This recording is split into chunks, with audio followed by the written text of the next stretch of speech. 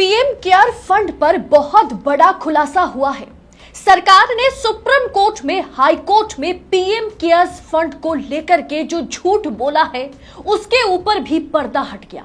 PM Modi PM cares fund के chairman हैं, इसलिए अब यह मुद्दा बहुत गंभीर बन चुका है, क्योंकि इस निजी यानी कि प्राइवेट फंड में सबसे ज्यादा पैसा सरकारी कंपनियों ने दिया है, सरकारी कंपनियों ने लगाया है। विपक्ष जिस तरह से कहता है ना कि ये कोई राहत कोष नहीं है, ये कोई फंड नहीं, ये फ्रॉड है। इस वीडियो में पूरी रिपोर्ट देखने के बाद आपको भी कुछ ऐसा ही लग सकता है, तो वीडियो को अंत तक जरूर देखिएगा। लेकिन उससे पहले आपसे अपील करूंगी कि आजाद मीडिया को आजाद रखने की जिम्मेदारी हमारे साथ साथ आपकी भी है, तो देशनीति को सब्सक्राइब करें और साथ ही साथ थैंक्स ऑप्शन का वीडियो के बाद जरूर इस्तेमाल करें। देश नीति केवल सच्ची और पक्की खबरें। देश में जब कोरोना ने दस्तक दी तो प्रधानमंत्री ने हाथ जोड़ करके सबसे अपील की कि पीएम केयर्स फंड में अपना योगदान दें। केंद्र सरकार के कर्मचारियों की सैलरी से बकायदा पैसा काटा गया पीएम केयर्स फंड के लिए।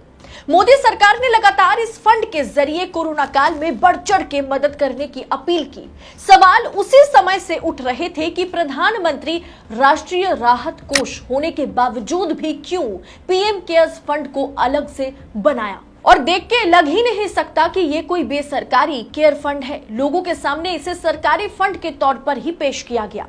लेकिन जब ये मामला सुप्रीम कोर्ट पहुंचा तब सरकार ने सीधे तौर पर कह दिया कि इस फंड का पैसा कहां खर्च हुआ, कितना खर्च हुआ, कितना पैसा बचा हुआ है, इस तरह की कोई भी जानकारी पीएम केयर्स फंड नहीं देगा, नहीं दे सकता, क्योंकि ये कोई सरकारी फंड है ही नहीं। इसलिए आरटीआई के अधीन भी पीएम केयर्स फंड जो है वो नहीं आता है। मजे की बात देखिए, सरकार ने दिल्ली हाई कोर्ट में भी यही कहा कि कोई भी सरकारी कंपनी इस पीएम केयर्स फंड में पैसा नहीं दिया। 2020 में सुप्रीम कोर्ट में दिए गए हलफनामे में भी सरकार ने यही बात कही थी और सुप्रीम कोर्ट ने देखा था कि इस फंड में किसी तरह के सरकारी पैसे का दान नहीं लिया गया है। लेकिन अब इस पर बहुत बड़ा खुलासा हुआ। नेशनल स्टॉक एक्सचेंज यानी एनएसई में कंपनीज पर नजर रखने वाली फर्म primeinfovest.com के मुताबिक 2019-20 से 2021-22 के बीच इस राहत कोष में सरकारी कंपनियों ने भर भर कर पैसा दिया। सरकारी कंपनियों का योगदान 2,900 करोड़ रुपए से ज्यादा है। एग्जैक्ट अमाउंट 2,913.6 करोड़ रुपए है।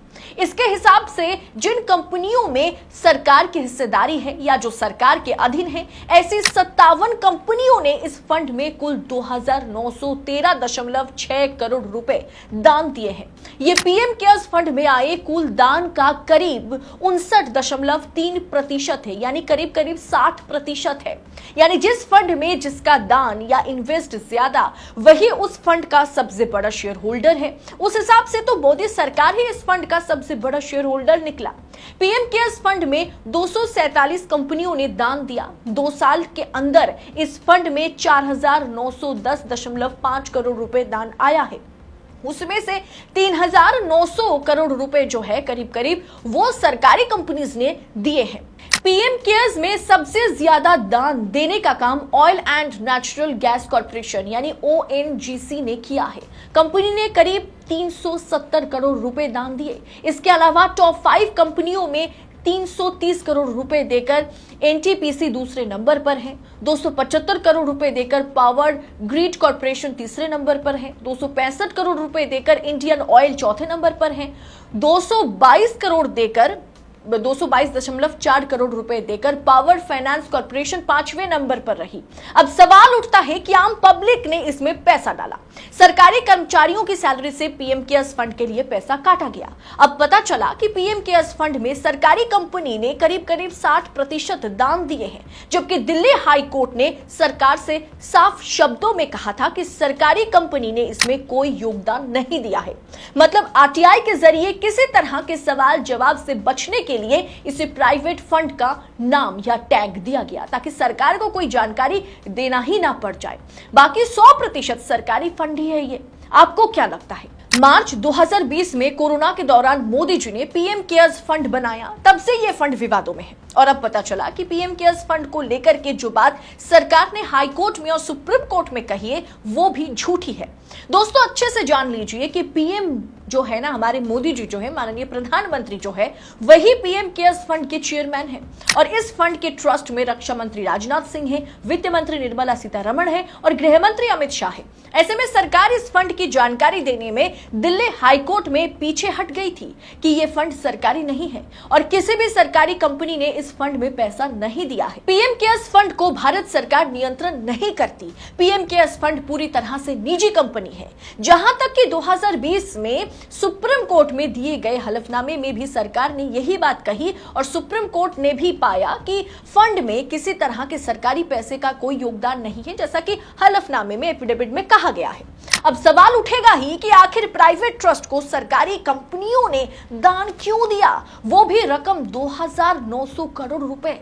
क्या सरकार इसका जवाब दे पाएगी? क्या सो कॉल्ड टीवी मीडिया इस पर सरकार से सवाल पूछ पाएगी? शायद नहीं, लेकिन देशनीति पूछेगा सवाल सत्ता से कि आखिर जब इस फंड का सारा राइट सरकार के पास है तो सरकार इसे प्राइवेट कैटेगरी में क्यों डाला? क्या सवाल जवाब से बचने के लिए?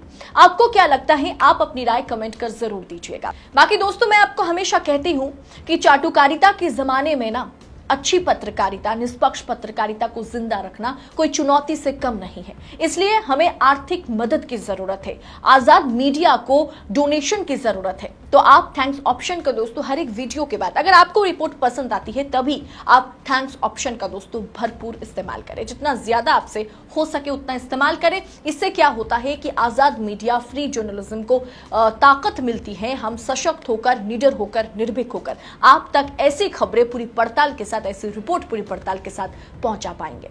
बहुत बहुत शुक्रिया। जय हिंद, जय भारत। आपका एक सब्सक्राइब हमारे लिए महत्वपूर्ण है। देश नीति को अभी सब्सक्राइब करें और बेल आइकन को दबाना ना भूलें।